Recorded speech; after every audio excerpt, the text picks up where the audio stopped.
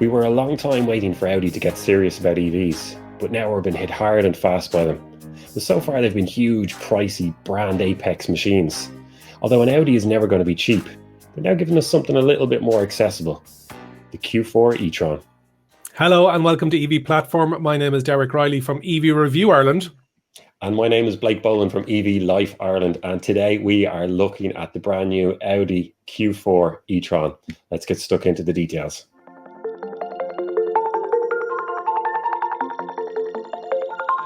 If you want an Audi and you want to go full electric, they're after launching this evening and during their world premiere, the Audi Q4, and they are pumping them out of the factories in Germany. Isn't that right? Yeah, the Zwickau plant. It's all like this MEB platform that the Q4 e-tron is built upon is hugely important. We really can't understate that. And they're coming out of the Zwickau plant, and they're also turning out the ID.3. I mean, completely different vehicle to the i, but a lot smaller. But based on the same platform, we've got the ID.4 as well, which people know. But we're going to start talking about the Enyaq and the Q4 e-tron, the ID.6, and a whole host of other cars on this platform. It's hugely important, and they're pumping out. I think it's at the moment in March 2021, like 1,000 cars a day on a 5-day week. But we expect that to go up more. So let's talk about the outside. And what were your first impressions when you saw it rolling onto the stage? Yeah, when the curtain was drawn back, I wasn't hugely surprised. We'd seen a lot of the spy shots, and the renders. But I think it looks really good. Nothing surprising about it. It just looks like a really good high-end Audi SUV. Some of the details I really liked. The front is very, very bold, strong, sits quite high. I prefer it in the darker colors, black, for example. For me, when you get the lighter colors, be it the silver, or it just gets a little bit busy at the front. Personal taste. I'm sure everybody else looking at it will have something different. 19-inch minimum for the alloys, going up to 21 if you want to option that way, with a nice flared wheel arch. And there's two, listening to the designers talking about this in the premiere, that there's two, I mean, you wouldn't even call them creases, because they're more like valleys or indents that start at the front of the car and make their way to just behind the wing mirror, and the same at the back of the car as well. And they were talking about the MEB platform and how the car was stretched out, and they didn't want it, I suppose they didn't want to say it, but having a snout, a bulky snout as well. So they got these two lines to just kind of drag it out as well. And I think they're nice features that look well. What about your side here? What was your reaction to it, Derek? And then after that as well, tell us a little bit about the interiors and how they looked. Yeah, when it rolled out first, for some reason I thought it looked like a Ford. And I'm not sure if it was a Kuga or one of the Ford brand. I was just like, that looks kind of Fordish. And that's a compliment to Ford. But it's still a beautiful car. I like it. Yeah. My favorite part of the outside is the lights, the LED matrix headlights that have 4 different signature looks. So when I'm seeing Blake driving down the street, I won't just think it's an Audi e-tron Q4. I know it's Blake's Audi e-tron Q4 because I'll recognize his light signature pattern. So I really like the fact that they're putting a lot of thought into that. And I know when I did the research on the VW ID.4, the designer was saying that light is the new chrome. So they're definitely using LEDs and all that matrix stuff. So outside looks well. I like it. I like the stance, and I like the design features you've talked about. Inside, it's traditional Audi fare. It has that floating sensor console. You can have a bit of recycling going on there if you really want it. And the steering wheel is a 2-spoke steering wheel, but it's got some tech features on it we're going to talk about when we talk about the tech overall. What did you think of the interior? I look like once again. I hate to sound like a broken record, but what you'd expect from a luxurious SUV from Audi. It looks good. A lot of the shots I saw were with dark interiors, black leathers. It looks good. It's the quality you're going to expect from an Audi SUV, and I did like the look of it. But I can't wait to get into one of them and just have a spinning around it and really get a feel for it. You can always look at these cars and say, "Oh, that looks fantastic," but you decide to buy a car like that, once you sit into it, you hold the steering wheel and you get a feel for the buttons. I think that's the real experience, Speaking of steering wheel and feeling of the buttons, we are now gone touch, haptic, swipey, 2-spoke steering wheel. I didn't like it in the ID.4, and I know myself and Blake are going to be getting to look at an ID.4, one of the top spec ones, very shortly. So you have that. We'll hold judgment on it until we get our grubby fingers on it. You also have a heads-up display, which is great. We both really like it. And this one has the VW Group augmented reality version as well. So it kind of has translucent arrows that move and swipe and all that kind of stuff. And I know, Blake, you're excited about seeing that as well. Yeah, very much. I drove only last week the Mazda MX-30, and that had a heads-up display, and the first car that I've ever driven, I think, that has it. Yeah, and I was really impressed with it. I liked it, but it sounds to me, I mean, Derek, you can come in with more, but that this is just a step up again in terms of what it can do. But I can't wait to see what it's actually like.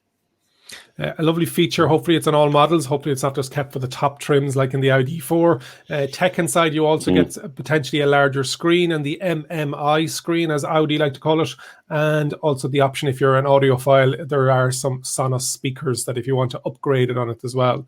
So we've talked about the tech of an electric vehicle, but there are some tech nerds out there that are just interested in the electric vehicle part of it, Blake. What is the Q4 under the hood? Yeah, under the hood, under the bonnet. We're talking about the drivetrain. You've got three options, and I'm sure I'll say the numbers anyway. But before we discuss whether they're good or bad, but you start off at a 125 kilowatt motor, and just to put that into context, the older Nissan Leafs that I have, the 30 kilowatt hour battery one, that was an 80 kilowatt motor. So a little bit more than that. That's putting out about 170 horsepower. Then you can step up to the one that's 150 kilowatts. And then at the top end, the last of the three is the 220 kilowatt hour motor. And that is 299, not quite 300 horsepower. So I think at that level, you're looking at 0 to 100 time of 6.2 seconds. So that's it's a fast car. It's fast as anybody needs. It's going to beat most cars off the line. But at the same time, it's not groundbreaking, haven't been treated to the likes of the Ioniq 5 and the Kia EV6, the GT version recently. But I don't know. Wait, am I being a bit too harsh on them there, Derek? Like it's a lot of power, isn't it? At the same time, it's a lot of power, Blake. This is not for the track. This is a family SUV. We need to remember that. There's two battery sizes. There's a 52 kilowatt hour battery and a 77 kilowatt hour battery, and they're both net. So it's nice that manufacturers are giving us those figures, and the larger battery is giving us a WLTP magic number of 520 kilometers, but we think that's probably going to be real world of around 450, 460. AC is 7 kilowatt, and then you can upgrade to 11, we believe, just to be confirmed, but we have confirmation that the DC is going to be 125 kilowatt.